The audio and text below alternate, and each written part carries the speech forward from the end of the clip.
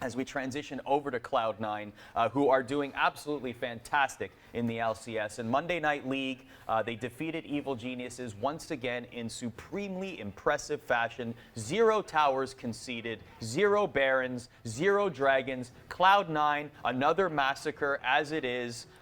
The only unfortunate part of this, Tyler, is that Sven died. No more Chovy record. No more Chovy record. No more Chovy record, but Cloud9, all 5 of them do lead the way in the entire LCS and KDA. But when you look at this right now, you were telling us off the air before we started, Tyler, that you have never seen this kind of dominance from any League of Legends team ever in any region. No. If you just look at the pure stats, and I know people are going to look at this and say NA is trash. And I'm not disagreeing with you that. I think a lot of NA teams right now would say, yeah, they are not up to snuff, but there's never been anything like this in League of Legends history. Even looking at the LMS, when the Flash Wolves were the only relevant team there, they didn't put up nearly even close to the numbers that Cloud9 are putting up. Historically, when you look at League of Legends, a kill-to-death ratio of double. So if you have double the kills to your deaths, that represents usually a historic team, like a historically amazing, legendary team.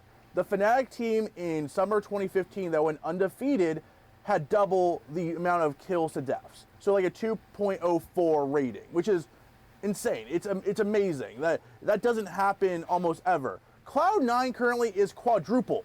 They have quadruple the amount of kills that they have to deaths. That has never happened ever. I don't believe at any point. I looked at a lot of early games of Immortals in spring 2016, TSM, Flash Wolves, Fnatic. This doesn't happen. They have not been tested one single time this entire season. They've blown out 8 straight teams. This doesn't happen in any league. They are historically, right now, the most dominant domestic team in League of Legends history. I don't think it's possible to actually replicate this the rest of the season. If they did, let's say, because they have Counter Logic Gaming to close out the first half, which is even amazing in that point, right? That they haven't played the worst team in the league yet. They've beaten the top 9 teams, and now they're playing the worst team in their last game. If they somehow replicate what they're doing in the first half, somehow, and go into the playoffs 18-0 with a quadruple kill-to-death ratio, it will be historic. And there's no other word to put it. It would mean 2 things. It would mean Cloud9 is by far the greatest regular season team in LCS, LEC, LCK, LPL history in terms of dominance, but it would also mean NA is trash. You can have both. They're not exclusive. You can have C9 being a historically great team that could challenge for a world title, and NA is just really trash. Because regardless of how good Cloud9 is, there should not be stats where the top 5 players are all topping KDA, where after 15 minutes they have an 86% win probability. That doesn't happen.